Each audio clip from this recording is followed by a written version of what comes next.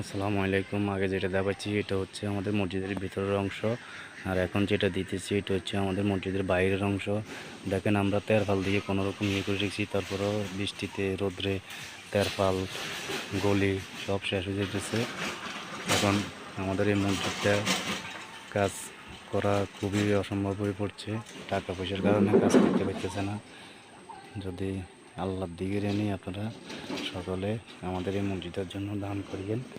এটা আগে ছিল আমাদের এই এই এই বিল্ডাতে মসজিদটা ছিল একতলা বিল্ডিং। এটা ভাঙার পরে যা টাকা পাইছি আমাদের এলাকাবাসী কিছু টাকা দিয়েছে, কিন্তু কাজ করার জন্য অনেক টাকা লাগে।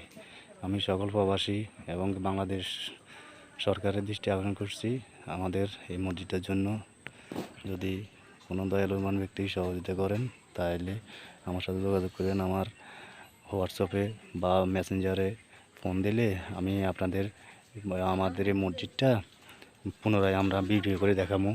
এখানে কোনো বাধাবাধি নেই। প্রিয় দর্শক, আপনারা দেখেন এই মসজিদটা আমাদের এই সব কষ্ট হইতেছে, মুসল্লিরা নামাজ পড়তে খুবই কষ্ট হইতেছে। মুসল্লিদের কথা বিবেচনা করে বাংলাদেশে অনেক মানুষ আছে, অনেক দয়ালুবান ব্যক্তি আছে যারা একাই একটা মসজিদটা করে দিতে চায়, কিন্তু যদি আপনারা সবাই মিলে সহযোগিতা করেন তাহলে আমাদের এই মসজিদটা আবার পুনরায় হবে ইনশাআল্লাহ। যদি আমার ভিডিওটা ভালো লাগে তাহলে শেয়ার করে দিবেন, অন্যের দেখার সুযোগ করে দিবেন, প্রবাসী ভাইদেরকে দেখার সুযোগ করে দিবেন, যেন ওনাদের মনে একটু দয়া দেয় আল্লাহ তাআলা। আসসালামু আলাইকুম।